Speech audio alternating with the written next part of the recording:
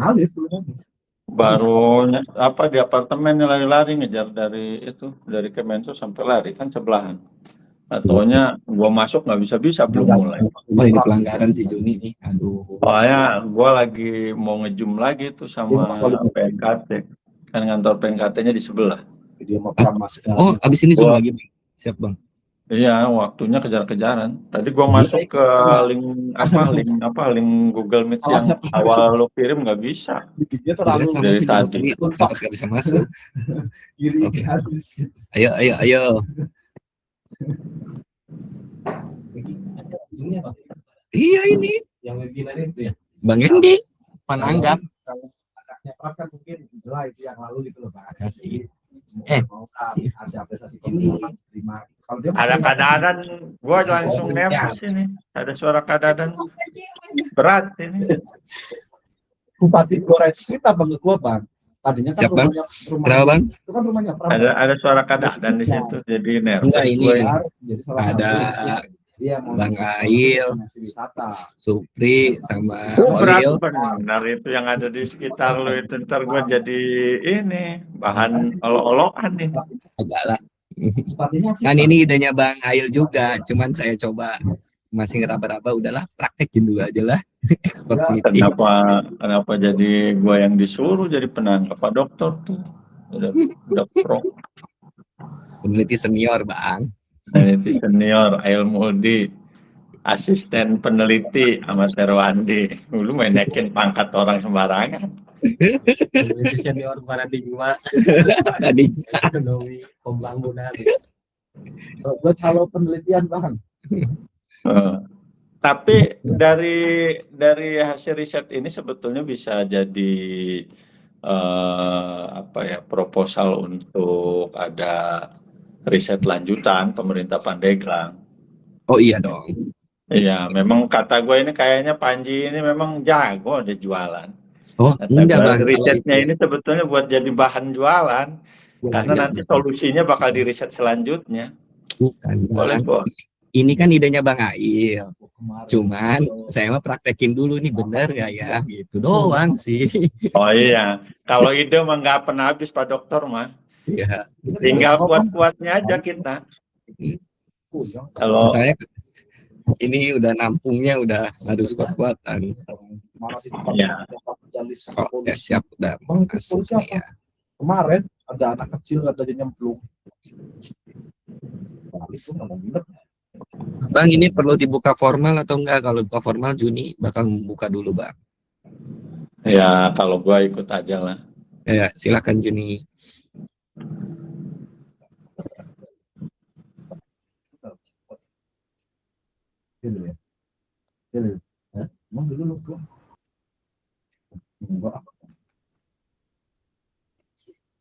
Saya.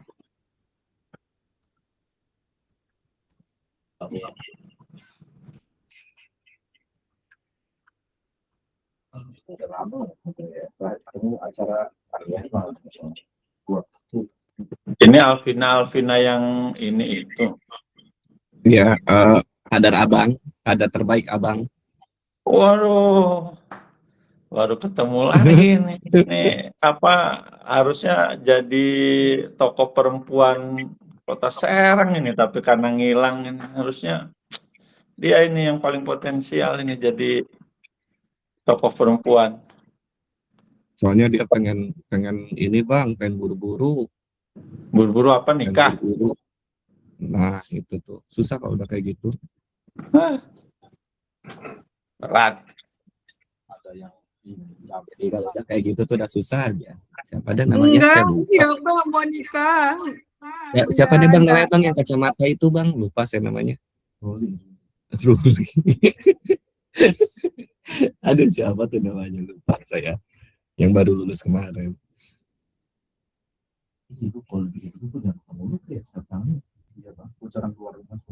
Ini saya baru tahu juga kalau mantan sekum Bang. Baru diceritain saya. Kalau mantan sekum dari kemarin diinjaknya lebih kencang.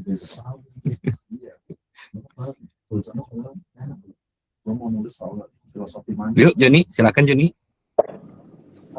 Buka aja forumnya, buka forum doang.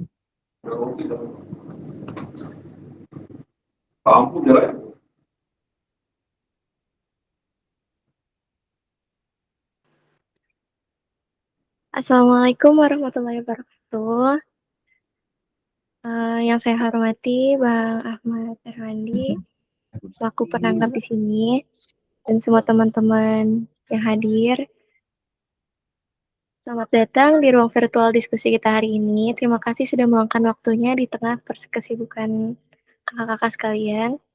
Hari ini kita akan membedah topik yang sangat krusial dalam tata kelola daerah, yaitu analisis pembangunan dalam pos APBD. Analisis kinerja keuangan APBD Kabupaten Pandeglang yang akan disampaikan oleh Alvina Lili, kemudian Kak Wina dan Kak Indah.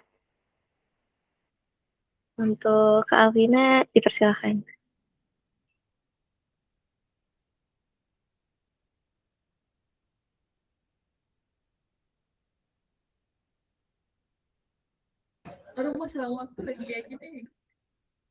Ya, Assalamualaikum warahmatullahi wabarakatuh semuanya. Selamat sore, salam sejahtera bagi kita semua. Yang terhormat kepada Bang Endi selaku pemantik atau maaf sebelumnya.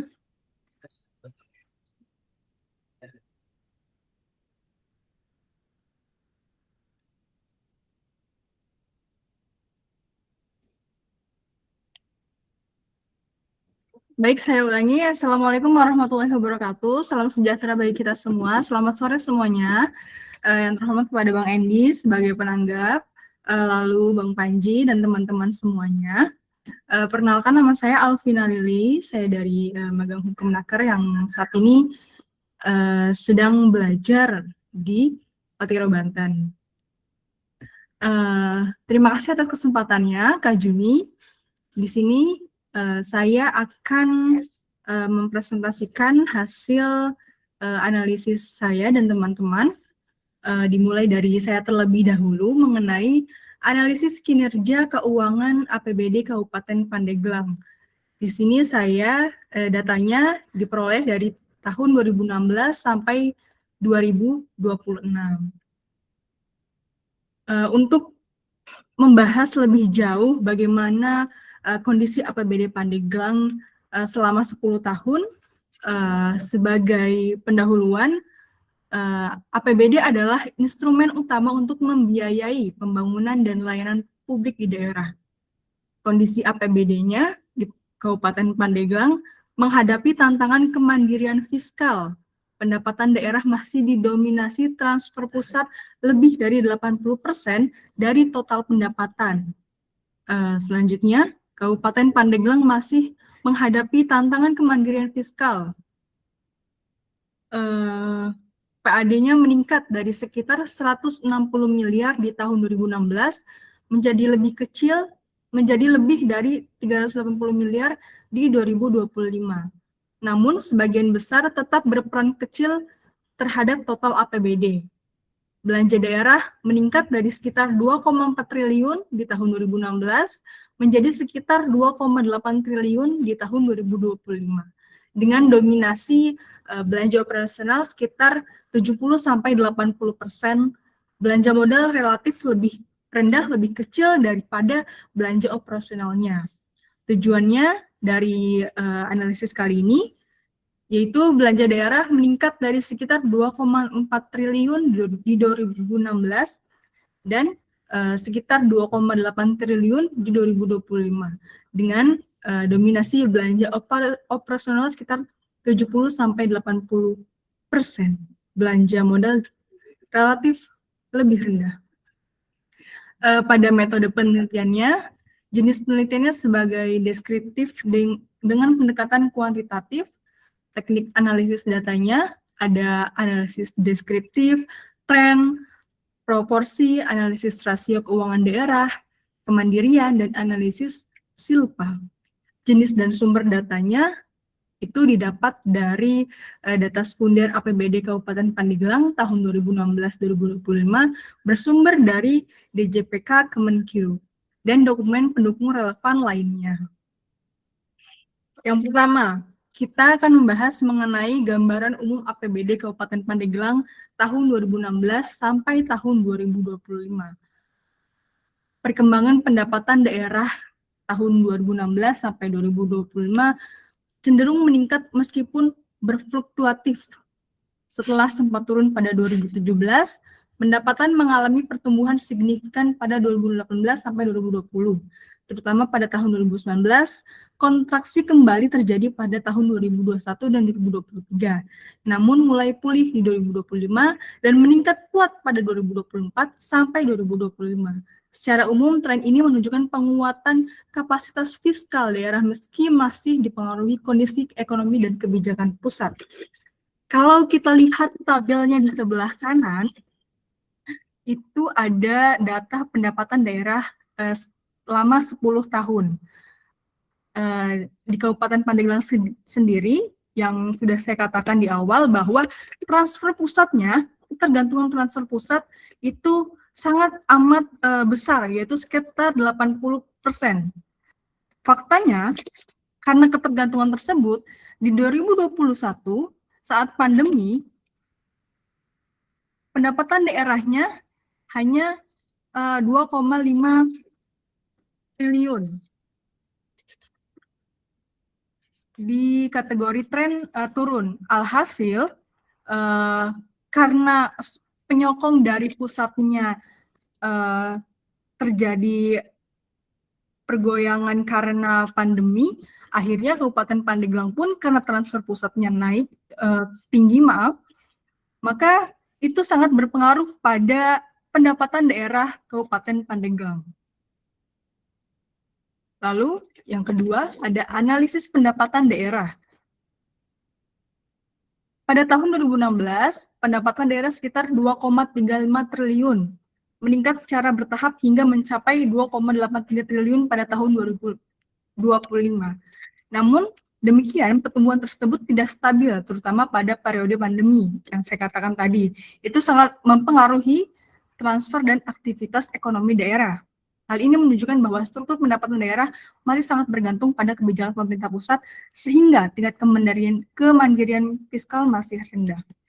Apa sih yang sudah Pandeglang lakukan selain bergantung pada transfer pusat?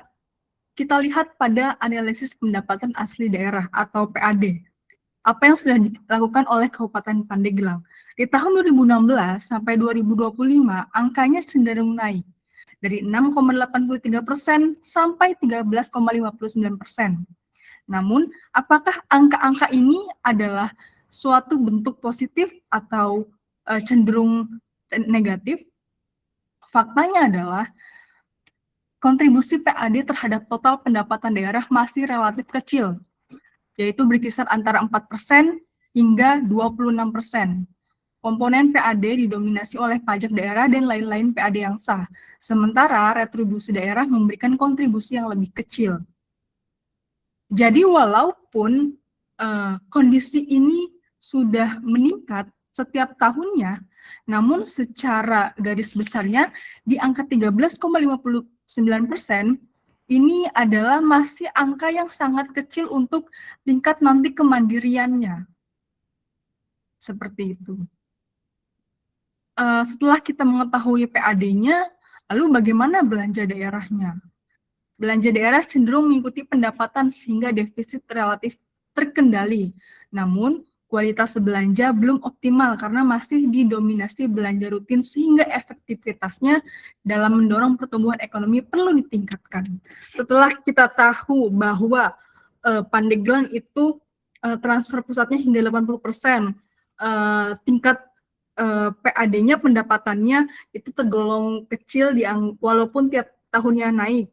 Dan pada belanja daerahnya itu Pandeglang juga cenderung membelanjakan pada belanja operasi, membengkaknya di belanja operasi, sedangkan belanja modalnya itu kecil daripada belanja operasi. Trennya dari 2016 sampai 2025 ini ada yang minus, Belanja daerah cenderung mengikuti pendapatan sehingga defisit relatif terkendali. Namun kualitas belanja belum optimal karena masih didominasi belanja rutin, sehingga efektivitasnya dalam mendorong pertumbuhan ekonomi perlu ditingkatkan. Setelah yang saya katakan tadi, belanja operasinya lebih besar. Ini adalah data belanja operasi dan belanja modal 10 tahun terakhir. Belanja operasi lebih membengkak dari belanja modal. Belanja operasi itu seperti gaji pegawai,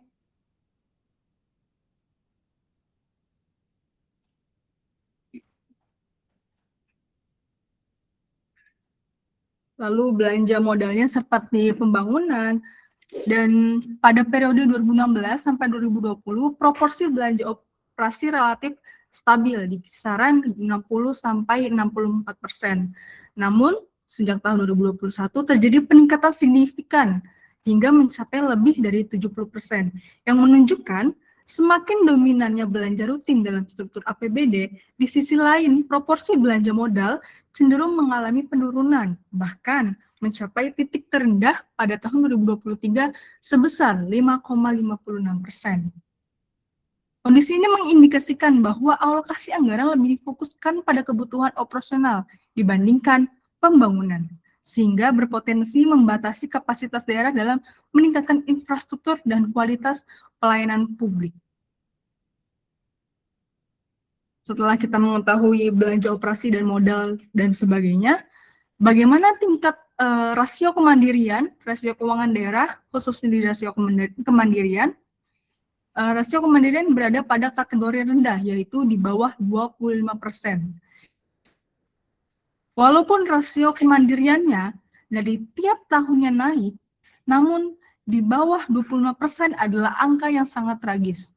Artinya, kondisi ini perlu diperhatikan sehingga dalam kategori rendah, yang menunjukkan ketergantungan tinggi terhadap dana transfer. Jadi belum mandiri, masih sangat bergantung transfer pada pemerintah pusat.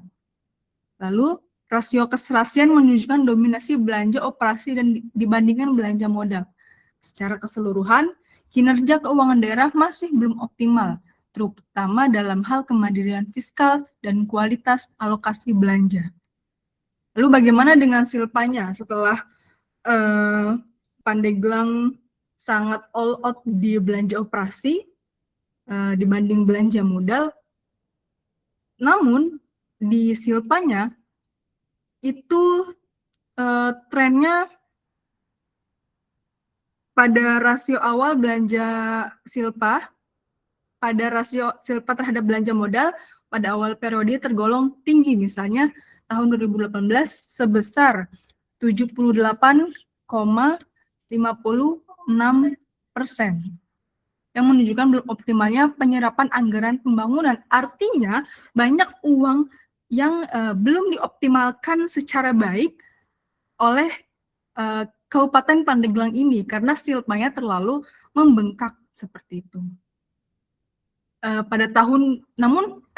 Agar kita objektif, pada tahun 2021 sampai 2022 rasionya ini menurun di bawah 10%. Setidaknya ada kiat-kiat usaha yang dilakukan Kabupaten Pandeglang untuk menekankan angka sehingga turun di bawah 10%. Menandakan peningkatan efektivitas belanja modal. Namun terdapat kecenderungan hubungan positif antara belanja modal dan silpa, sehingga belanja modal yang kompleks cenderung memiliki risiko penyerapan lebih rendah. Secara umum, pengelolaan anggaran masih perlu dioptimalkan melalui peningkatan perencanaan, pelaksanaan, dan pengendalian agar diminimalkan. Lalu simpulannya adalah yang pertama, APBD-nya meningkat dari tiap tahunnya, dari 2016 sampai 2025, mulai dari 2,3 triliun hingga 2,8 triliun, meski berfluktuasi. Lalu yang kedua, pendapatan didominasi transfer pusat, yang artinya Kabupaten Pandeglang dinyatakan kemandirian secara fiskalnya itu masih rendah. Lalu PAD meningkat kurang lebih 160 miliar sampai 380 miliar, namun kontribusi angkanya itu 16% di mana angka ini masih sangat kecil. Lalu selanjutnya belanja naik, didominasi belanja operasional, kurang lebih 60-76%. Sedangkan belanja modal relatif rendah, kurang lebih 5-20%. Selanjutnya, struktur belanja masih belum seimbang dengan porsi besar pada belanja rutin. Kinerja keuangannya kita menilai sebagai kemandiriannya rendah, namun efektivitas cukup baik dan keserasiannya namun belum optimal. Dan keadaan silpanya terjadi tiap tahun menunjukkan anggaran yang dikelola Kabupaten Pandeglang secara prakteknya penyerapannya belum optimal, namun bisa jadi untuk pembiayaan berikutnya. Rekomendasinya adalah peningkatan PAD itu harus dioptimalkan melalui pajak, digitalisasi, dan aset daerah. Dan yang kedua, harus mengurangi ketergantungan transfer. Karena kalau kita terus ketergantungan pada transfer pusat, seperti yang terjadi pada tahun 2021, kalau pusatnya melemah, kita pun sebagai Kabupaten Pandeglang akan melemah karena sokongan dari pusatnya pun akan dipangkas. Jadi bagaimana kita akan bergantung pada pusat dan rasio kemandirian kita itu akan terus tetap kecil. Jadi sebagaimanapun kita harus bersifat mandiri sebagai meningkatkan PAD-nya. Selanjutnya yaitu reorientasi belanja, tingkat porsi belanja modal. Harus lebih bijak lagi untuk bagaimana mengelola belanja operasi dan belanja modalnya. Jadi tidak all out di belanja operasi saja, namun harus terfikirkan bagaimana belanja modal itu angkanya tidak sekecil itu. Lalu pada efisiensi anggaran harus diperbaiki perencanaan agar penyerapan optimal dan silpanya menurun. Lalu harus terfokus pada sektor prioritas seperti pendidikan, kesehatan, dan infrastruktur. Lalu 6, yang selanjutnya terakhir, penguatan pengelolaan keuangan, tingkat SDM, transparansi, dan akuntabilitas. Jadi, jika kita bisa melihat bahwa pendapatan daerahnya tiap tahun naik, seperti 2,3 T sampai 2,8 T. Namun kita pun harus pertanyakan, dari APBD meningkat, bukan hanya kita senang saja, namun harus kita pertimbangkan, harus kita kritisi, apakah anggaran tersebut sudah bisa merata di bagian pembangunan, pendidikan, kesehatan, dan lain-lainnya. Mungkin itu saja dari saya. Kurang lebihnya mohon maaf. Wassalamualaikum warahmatullahi wabarakatuh. Waalaikumsalam warahmatullahi wabarakatuh. Menarik sekali analisisnya Kak Alvina, terutama di bagian efektivitas belanja modal dan resiko penyerapan anggaran yang rendah ya. Kalau gitu kita langsung saja. Selanjutnya kami persilahkan kepada Bang Ahmad Herwandi untuk menanggapi hasil analisis terkait APBD Kabupaten Pandeglang ini. Silakan Pak Indi, kami persilahkan. Ya, terima kasih untuk adik-adik dan kakak-kakak, karena kebetulan di sini katanya ada kakak Dr. Ail Muldi, ada kakak Dadan, ada kakak Panji, kakak Angga ini, yang sebetulnya jauh lebih profesional ya untuk coba menjadi penanggap, membedah hasil riset dari Bing Alvina ini sendiri. Sebelumnya saya mengapresiasi ya riset ini sebetulnya cukup kuat secara fondasi. Sebagai penanggap sih, yang pertama saya harus ini kan riset ini cukup solid secara metodologis dan deskripsi. Karena menggunakan data time series-nya itu 10 tahun ya, itu dari tahun 2016 sampai dengan 2025. Ini penting untuk melihat tren, sebetulnya untuk menganalisisnya. Jadi struktur analisisnya itu yang lengkap itu pendapatan, PAD, belanja, rasio keuangan, dan silpa tadi menggunakan pendekatan kuantitatif yang cukup konsisten secara akademik. Ya, riset ini sebetulnya layak disebut sebagai baseline studi keuangan daerah. Cuman ada beberapa catatan kritis ya untuk hasil riset ini. Di riset ini terlalu deskriptif, kurang analitis. Jadi riset ini kuat di apa yang terjadi, tapi lemah di mengapa itu bisa terjadi. Gitu. Kita bisa lihat misalkan disebutkan ketergantungan tinggi pada pusat, tapi tidak dijelaskan apakah karena struktur ekonomi atau kegagalan kebijakan daerah. Nah, ketergantungan dari transfer pusat ini. Itu tidak, analitisnya itu nggak sampai situ, jadi cuma menggambarkan, mendeskripsikan keadaan APBD di Kabupaten Pandeglang. Gitu. Kalau analitis kan itu bisa berbicara terkait dengan kenapa sih gitu kan belanja APBD Kabupaten Pandeglang ini lebih banyak dari pendapatan yang diperoleh dari transfer pusat, bukan dari pendapatan asli daerah. Itu kan bisa dicari terkait apakah masalahnya ada di masalah struktur ekonomi atau karena kegagalan kebijakan. Nah, di riset ini juga membicarakan terkait besarnya belanja operasional yang dominan itu kan. Belanja operasional itu ada belanja pegawai, kemudian belanja jasa biasanya itu, karena di belanja barang dan jasa itu biasanya pemerintah daerah memang menganggarkan juga terkait honor-honor, belanja rutin ATK dan segala macamnya, dan kalau dilihat dari data memang cukup besar ya untuk belanja operasional, sedangkan belanja modalnya itu kecil, kisaran 20-30%. Kalau lihat dari tren APBD dari tahun 2016 sampai dengan 2026 yang tadi ditampilkan oleh Bing Alvina. Nah, ini juga tidak menggambarkan sebetulnya di riset ini apa sih yang menjadi beban, kemudian kenapa belanja operasional itu menjadi besar, apakah ini karena beban ASN atau karena pilihan politik anggaran. Ini yang nggak dibedah di riset ini gitu. Jadi memang dari awal saya bilang riset ini catatannya ya karena terlalu deskripsi.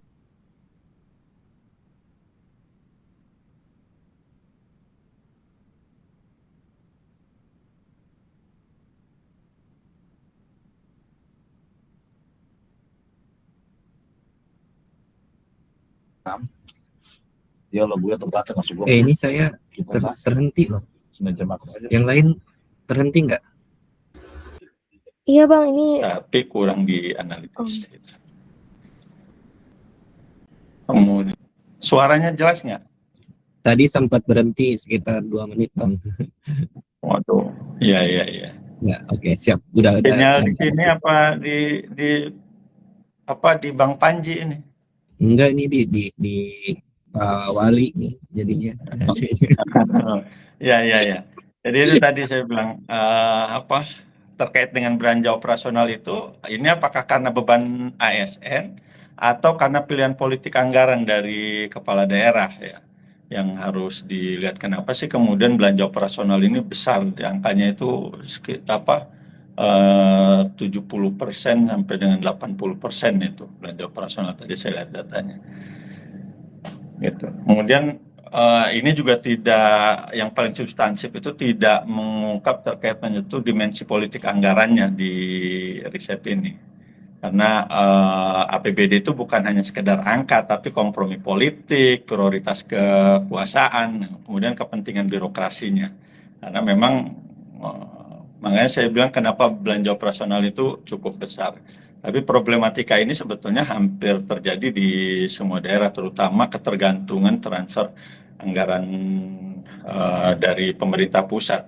Itu makanya kebijakan efisiensi, pengurangan transfer pusat ke daerah sekarang menjadi masalah di banyak daerah. Bahkan di tahun kemarin beberapa daerah terjadi gagal bayar untuk pekerjaan-pekerjaan konstruksi, itu masuk di belanja modal. Nah, di riset ini juga masih melihat APBD itu sebagai fenomena teknokratis, bukan politis. Padahal dominasi belanja operasi bisa dipilih jadi pilihan politik ya sebetulnya di kepala daerah. Rendahnya PAD juga bisa jadi kurangnya political will dari kepala daerah. Jadi ya ini riset ini sebetulnya riset netral gitu aja gitu, nggak nggak gigit gitu loh, nggak gigit gitu karena ya analisisnya masih kurang. Terkait catatan metodologi ini itu mempertanyakan terkait apakah kondisi Pandeglang ini buruk atau normal karena tidak ada perbandingan nih yang saya lihat di riset ini dengan daerah lain di Provinsi Banten atau rata-rata di nasional. Nah, karena tanpa komparasi itu menjadi masalah struktural lokal atau fenomena umum nasional. Ini yang kemudian bisa dilihat kalau ini jadi masalah cuma ada di Pandeglang, berarti ada masalah di Pandeglang. Tapi kalau ini jadi fenomena umum nasional, berarti ada arah yang memang kenapa kemudian ini menjadi kecenderungan umum di banyak daerah. Itu sehingga kesimpulannya agak sulit ya. Itu apakah ini menjadi problem struktural di lokal Pandeglang atau ini menjadi fenomena secara umum nasional. Nah, terkait evaluasi temuan yang sudah tepat tapi belum tajam itu yang saya bilang karena ketergantungan fiskal tinggi, tadi temuannya sudah tepat, PAD yang rendah, kemudian belanja tidak produktif karena belanja modalnya jauh lebih kecil daripada belanja operasional, kemudian Silva ini menunjukkan masalah penyerapan memang. Nah, untuk masalah dari evaluasi temuan ini sebetulnya sudah tepat, cuman ini masih permukaan saja, belum menggali akar masalah dari masalah-masalah yang tadi sudah ditemukan oleh periset ya, oleh Bing Alvina. Nah, untuk rekomendasinya, kritiknya ini kan karena kayaknya standar-standar aja rekomendasinya, seperti tingkatkan PAD, tingkatkan efisiensi, fokus sektor prioritas. Ini benar sih kalau dalam pandangan umum. Ya, tapi riset ini belum menjawab bagaimana cara secara konkret gitu kan terkait dengan masalah-masalah ini, sektor mana yang jadi sumber PAD utama. Ini kan belum terlihat itu, sehingga ketika ini terlihat bisa ada rekomendasi nanti untuk pemerintah daerah untuk bagaimana menggali lagi lebih besar terkait potensi PAD pertama yang utama sebagai penyumbang pendapatan daerah. Kemudian berapa target realistis peningkatan, itu belum terlihat ya untuk peningkatan PAD. Strategi fiskal apa yang bisa diterapkan untuk masalah fiskal di Pandeglang yang sampai saat ini masih ketergantungan oleh transfer dana pusat.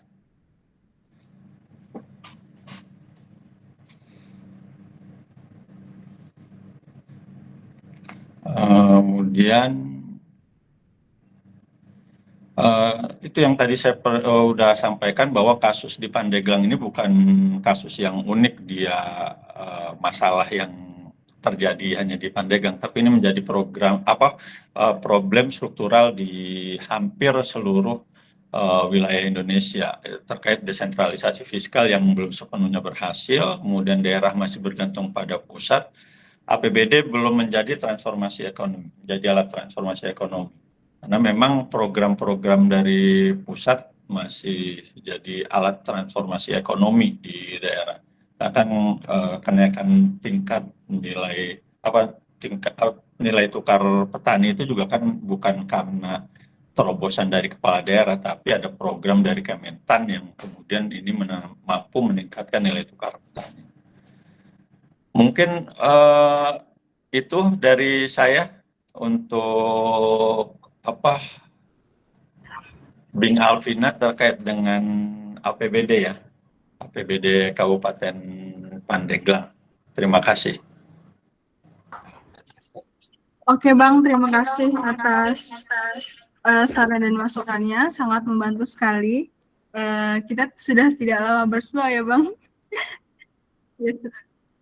Udah lama Oke, ini, baik. makanya saya juga kaget kok Alvina, terus lihat fotonya ini kayaknya Alvina yang saya kenal ini. Kader termaju di LMND yang tiba-tiba menghilang.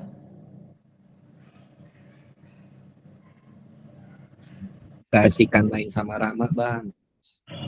Kenapa sih? Kasihkan main sama Rama. Oh, iya. Iya Bang Panji, ini kan lagi diskusi, nggak boleh bahas hal pribadi. Malu. Iya, siap, siap. Oh, ada Wahyu sih ya, jadi nggak boleh ngomong saya. Oke, siap. Lanjut.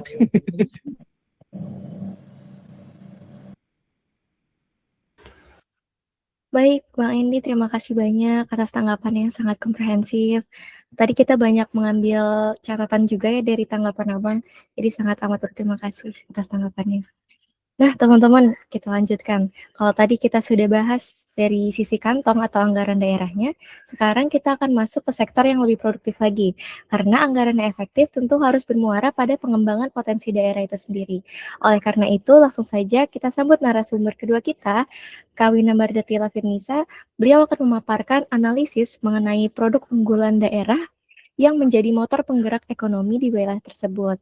Kepada Kawina, waktu dan layar dipersilahkan.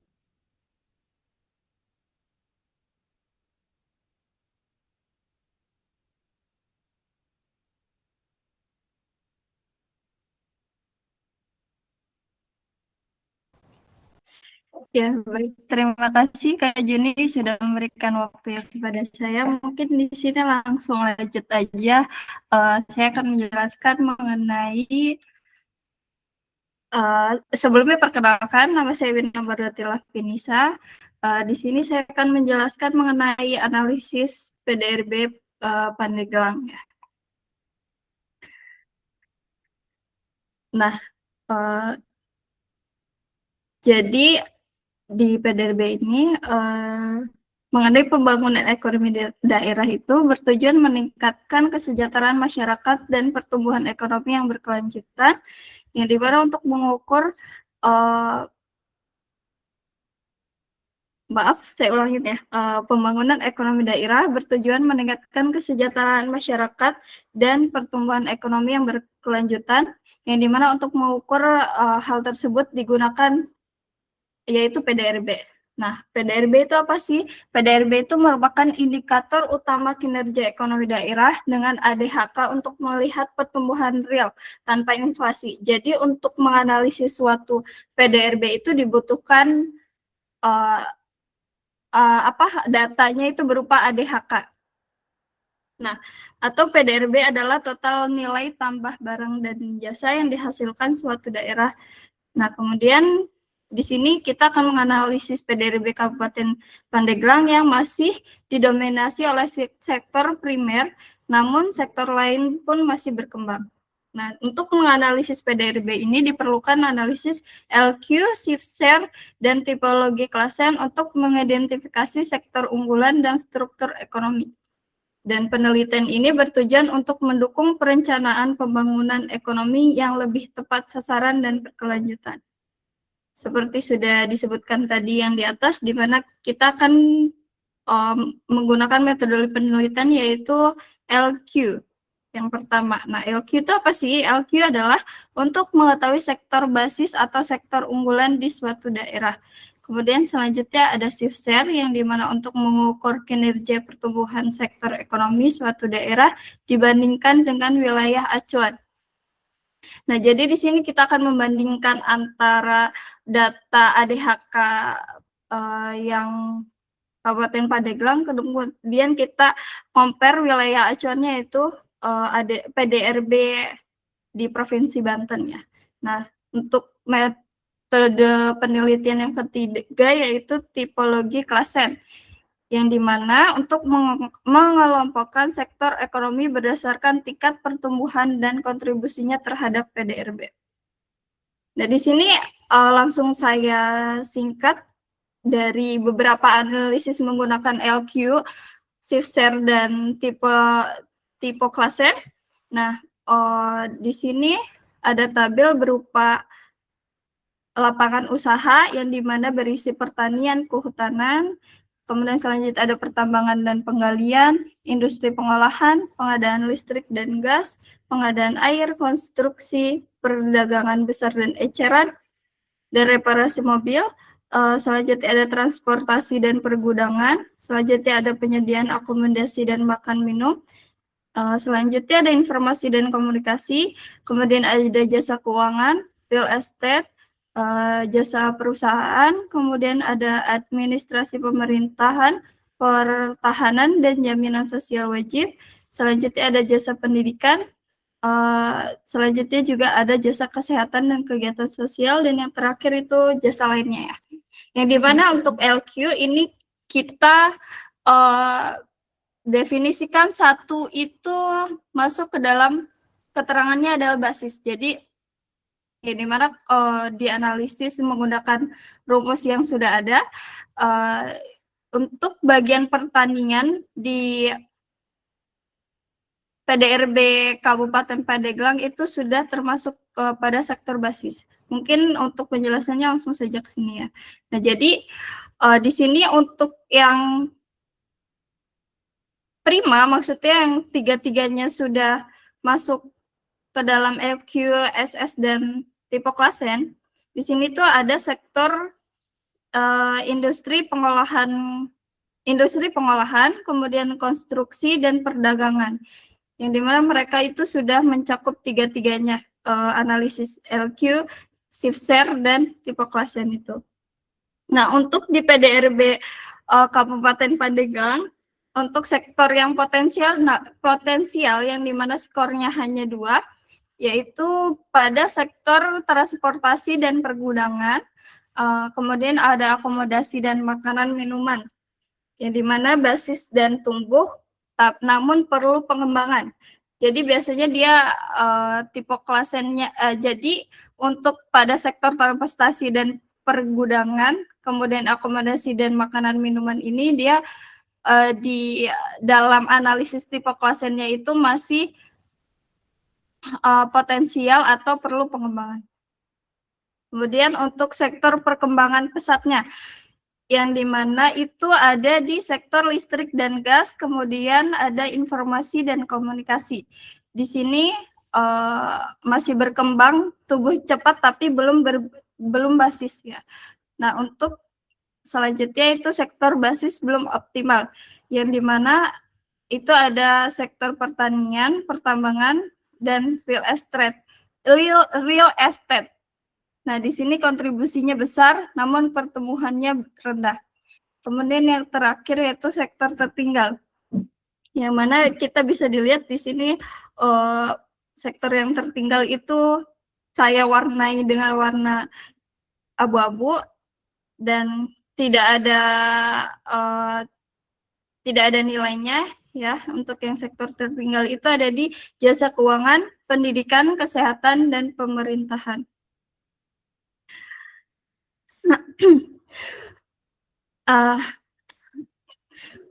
Nah, selanjutnya kesimpulannya untuk dari analisis ketiga tersebut, yaitu untuk analisis LQ-nya terdapat sektor basis seperti industri, konstruksi, perdagangan, transportasi, akomodasi, pertanian, pertambangan, dan real estate.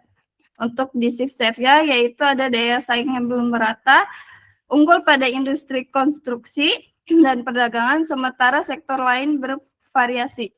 Untuk analisis tipe klasen, terdapat sektor maju, potensial, dan berkembang, namun belum ada sektor yang benar-benar tertinggal.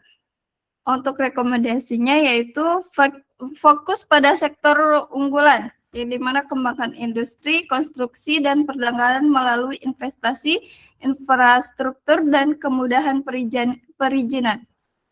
Kemudian yang selanjutnya itu dorong sektor potensial, yang dimana tingkatkan transportasi, pergudangan, serta akomodasi melalui infrastruktur dan pariwisata. Dan yang ketiga itu kembangkan sektor masa depan, yang dimana ada perkuat listrik dan gas, serta informasi komunikasi melalui digitalisasi dan inovasi. Kemudian yang selanjutnya itu optimalkan sektor basis, yang mana ada modernisasi pertanian, pertambangan, dan real estate untuk meningkatkan produktivitas dan nilai tambah. Selanjutnya ada perkuat sektor tertinggal, yang dimana tingkatkan kualitas SDM dan layanan sektor jasa. Selanjutnya ada transformasi ekonomi, Di sini mengarahkan pergeseran ke sektor sekunder dan tersier dan dengan memperkuat keterkaitan antar sektor. Dan yang terakhir yaitu perkuat sinergi kolaborasi pemerintah, swasta, dan masyarakat untuk pembangunan berkelanjutan. Mungkin cukup dari saya penjelasan mengenai analisis PDRB, yang dimana saya mengacu pada ketiga analisis tersebut. Saya kembalikan kepada Kak Juni. Baik, terima kasih banyak Kak Wina atas paparannya yang sangat menarik.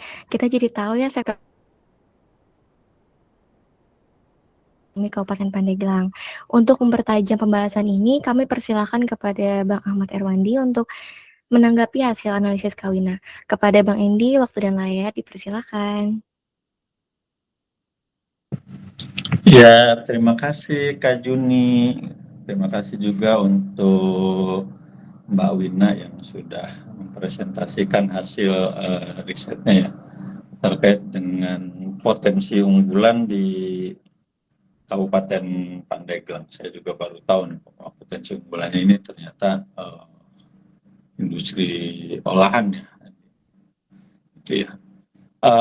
Jadi penelitian ini sebenarnya sudah menggunakan pendekatan analisis yang terintegrasi, yaitu location question, kemudian shift share, dan tipologi question. Itu kombinasi ketiga metode ini merupakan pendekatan yang lazim digunakan dalam studi ekonomi regional dan memberikan kerangka analisis yang cukup kuat dalam mengidentifikasi sektor basis ya, mengukur daya saing, serta mengklasifikasikan tingkat perkembangan sektor ekonomi.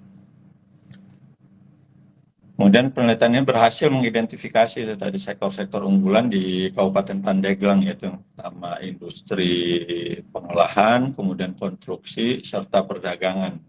Kemudian ada temuan ini menunjukkan bahwa terdapat indikasi pergeseran struktur ekonomi dari sektor primer menjadi sektor sekunder dan tersier. Selain itu, penelitian ini juga mampu mengklasifikasikan sektor-sektor ekonomi ke dalam kategori unggulan, potensial, berkembang, dan tertinggal.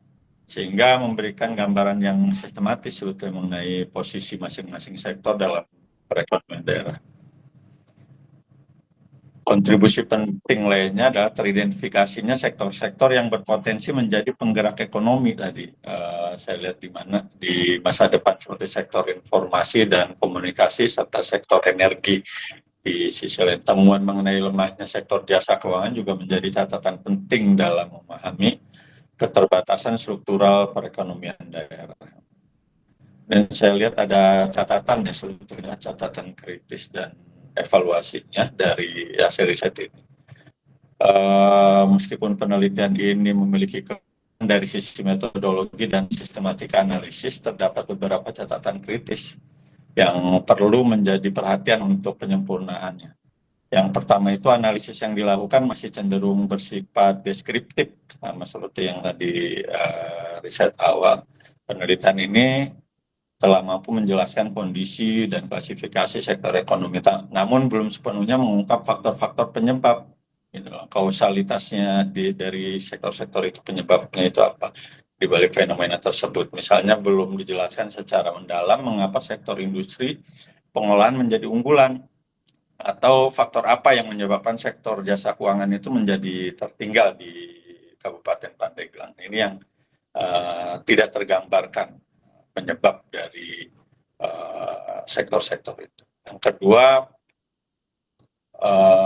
pendekatan kategorisasi basis sektor BINER 0 dan 1 ini dalam analisis LQ, shift share, dan tipologi classing berpotensi menyederhanakan kompleksitas realitas ekonomi.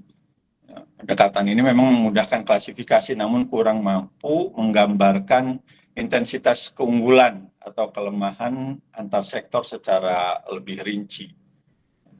Yang ketiga, penelitian ini belum mengakomodasi dimensi dinamika waktu secara memadai, mengingat PDRB merupakan data deret waktu ya, setiap tahun dia, karena kalau ini tidak bisa menganalisis tren pertumbuhan antar periodenya, jadi nggak terlihat gitu loh.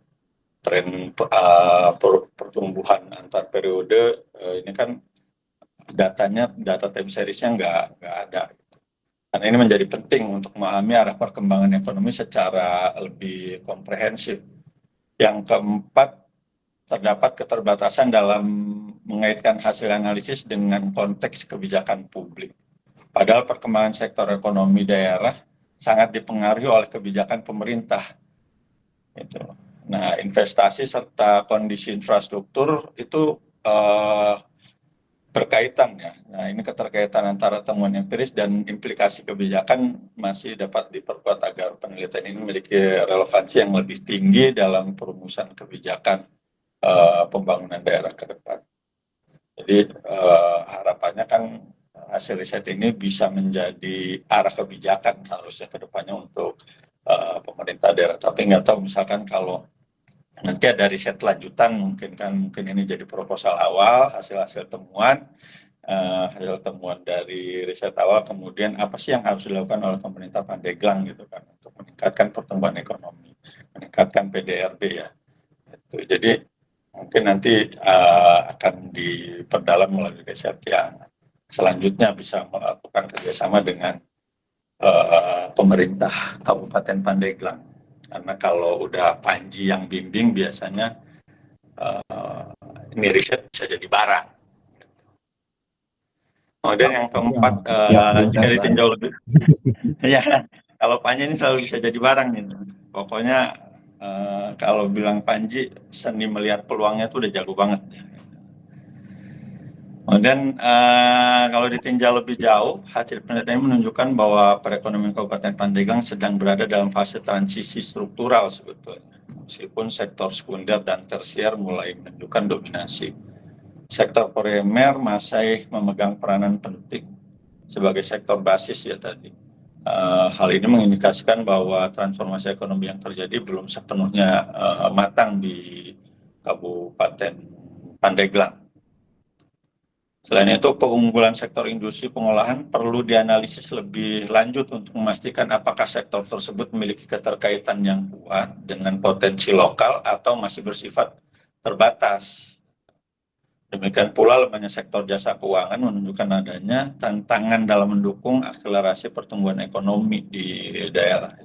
Masalah keuangan di Pandeglang itu memang cukup itu secara fiskal dan moneter, ya, terutama dalam hal pembiayaan investasi ya, karena tadi di riset yang awal itu belanja modal itu nggak nyampe setengahnya dari belanja pemerintah Kabupaten Pandeglang. Itu kisaran belanja modalnya itu masih di sekitar 20 sampai dengan 30% gitu. Yang lebih banyak itu untuk biaya operasional. Karena memang tidak banyak dilakukan untuk pembiayaan investasi. Mungkin itu aja dari saya, karena saya juga ini karena tadi mulainya juga agak telat, saya sebetulnya udah masuk tapi kok belum mulai. Saya masih harus lanjut rapat ini, Mas Panji, gitu. Karena itu mungkin kalau nggak salah ada 3 ya. Iya. 3 riset yang harus ini mungkin bisa. Ada waktu untuk besok, Bang. Kalau besok ada waktu tidak, Bang? Ini kan tadi yang saya udah WA, kayaknya malam ini saya mau pulang dulu ke Serang. Selesai rapat pulang dulu ke Serang, karena besok itu yang tadi saya bilang ada urusan sama Kadadan. Gitu. Ya. Oke, siap. Oke. Siap. Oke, kalau gitu. Berarti kita tunda dulu untuk yang Indah ya. Alhamdulillah Teh. PPT-nya belum selesai katanya Bang, tadi ada kesalahan. Iya itu tadi, karena itu yang saya lihat di awal memang, yang lain belum sempat saya baca sebetulnya. Baru tadi itu yang baru saya lihat, ternyata nggak mungkin gitu loh. datanya pasti ada salah ngetik karena biasalah jadi orang Indonesia kan ini ya suka buru-buru. Siap. Udah tadi udah diperbaikin. Nanti Iya. dicoba dikirim dulu bahan yang sudah jadinya. Oke, Teh Juni. Ya, Kita foto terima bersama kasih, dulu. Bang. Tapi ini prinsipnya hasil risetnya udah oke. Tapi memang kalau ini bisa jadi barang buat Panji ini untuk ditawarkan ke pemerintah Kabupaten Pandeglang untuk ada riset selanjutnya yang Iya, ya Bang, siap. tentu kerjasama ya Pemda Pandeglangnya gitu kan agar lebih analitis. Kemudian rekomendasinya juga bisa dijadikan arah kebijakan pemerintah Pandeglang ke depan. Kalau ini kan masih deskriptif aja ini, menggambarkan data-data doang. Gitu. Ya mungkin itu Mas Panji, saya undur diri dulu karena kalau hari Selasa memang rutin dari pagi sampai malam agendanya, gitu sebetulnya di Karang Taruna. Oh iya. Siapa Bendung? Siap. Terima kasih banyak untuk siapa Bing Alvina, kemudian Mbak Juni sama Mbak Wina. Teman saya nggak liatin Mbak Wina yang mana ya Kak? Belum pernah lihat. Kalau Mbak Juni kayaknya sering saya lihat, sering jadi host kayak. Jadi Mas Ri. Wina, Oke, terima kasih Wina, banyak. foto Terima bareng kasih dulu, banyak Bang. Pak Boleh foto bareng Indi dulu, Bang. sudah Iya. bersedia hadir. Foto bareng. Oh iya, Oke, foto bareng. foto bareng. Ayo, Mbak Enggak, Wina. Bella, Indah. Mbak Wina on cam. Gitu ya. Mbak Wina nih yang mana? Ada Mas Angga. Ini panutan saya. Ini panutan saya ini. Indah mana Indah? Ah, lu aja belum ada mukanya, Ji. Enggak, ini nggak bisa. Oke, siap. Ada Mbak Bella.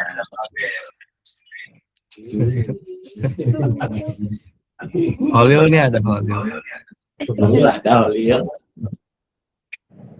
Wah, ternyata ada mesin. Oke, hitung ya. Oke, hitung ya. 1, 2, 3. Oke. Siap. Ya. Oke, terima kasih banyak semuanya. Terima kasih Bang. Terima kasih banyak Pak Indi sudah mau hadir. Oke, Oke, Terima kita kasih. stop dulu. siap. Kita stop dulu. Sampai jumpa. Mari pulang. Marilah pulang. Dadah, terima kasih teman-teman.